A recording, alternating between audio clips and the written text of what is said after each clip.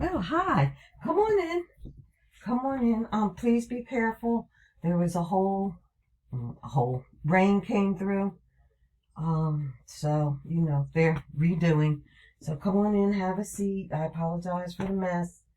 While you guys are getting comfortable, sit wherever you're comfortable, and while you're getting there, let me just introduce myself. My name is Yvonne Ellis. I'm a licensed clinical social worker who is certified in working with trauma patients as well as working with individuals with developmental disabilities. So now I want to meet each of you, and I'll go around the room. And what I'll ask is your name, your age, employment or school year. So let's start with you. Hi, Mr. Anderson. Oh, okay. I'll call you Al. No problem. Al, how old are you? Okay, 50. And what do you do for a living? Oh, wow. I'm sorry to hear that. How's the adjustment being at home most of the time? I know it's been like 5 years, but how's the adjustment? Yeah, I understand. Believe me. Believe me. And on to you. And your name? Oh, hi, George. George, how old are you? 17. So that makes you a senior? Oh, okay, a junior. Okay. And how do you like school? You get good grades? You really don't like people? Believe me, that used to be me. Believe it or not, silly as I am now, that used to be me. And Linda, it's good to see you again. How old are you, Linda? Right, 14, and you're in the ninth grade, right? Yeah. Okay. How have you been since you've been home? Okay. And I take it this lovely lady is your mother? Hi, Carol. It's good to meet you. Carol, old are you? Okay, 48. Okay. And what do you do for a living? Oh, okay. The helping field. Look at you. I know it's a great field, isn't it? Let me tell you, I started out in business, and when I came over to social work, it's the helping field, just the personality of the whole field itself is just so inviting. Yeah, yeah, yeah. Okay, so Linda, how has it been since you've been home? Okay, okay. And since um this is for the whole family, since Linda's suicide attempt, has this brought up any feelings? Any and how have you been dealing with it? Do you have a lot of information on suicide? I'm sure that the inpatient rehabilitation center probably gave you guys a lot of information. Did you get a chance to read through it? Okay, what did you say, George? Wow. Okay, and that's the end of segment one. George's statement was a segue into segment two.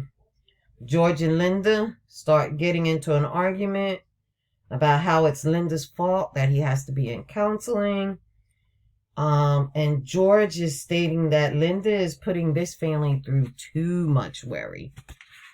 Um, so I think we need to kind of address that in our second segment. So here we go. So George, wait a minute, guys. George, I just heard you say that Linda is putting you and your family through too much worry. Could you explain that, please? Mm-hmm. Mm-hmm. Okay. Linda, what do you think about what George just said? Why do you think George feels that way? Okay. Oh, okay. Now, George, did you hear how Linda took your comment? Like, I didn't think you meant it like that either, but can you understand how she would feel like that? Yeah, yeah. Okay, good, good, good. End of second segment. Third segment was is a segue into ending the session and preparing for our next visit. Okay, okay. Wow. Okay, so guys, we have gone through a lot. We've gotten a lot of information about each other and how we feel. Um, and we need time to kind of process it all. Understand that nobody is perfect and nobody is trying to make anyone else perfect. What I need you all to do is just remain open and as honest as possible and as non-judgmental as possible. Okay? George, I just need to thank you for being so transparent with your family, with us tonight, because your transparency allowed the feelings to come out into the room and allowed them to be processed. Well, not really processed, but allowed them to be heard and to be understood. If there was any questions, or if anybody thought that you meant something different, or that your mom meant or your dad meant something different, this was a great, great way of expressing it. And because of your transparency, that was able to come out, because we don't want Linda thinking that she's not worth worrying about. You see what I'm saying? And that's what each of y'all said tonight. It's not that she's not worth worrying about. So that was really good, George. And I understand your situation. You're already shy, and and now Linda understands. So that was great work. Also, we were able to put into place taking a deep breath when we become excited or passionate about a topic. Take a deep breath,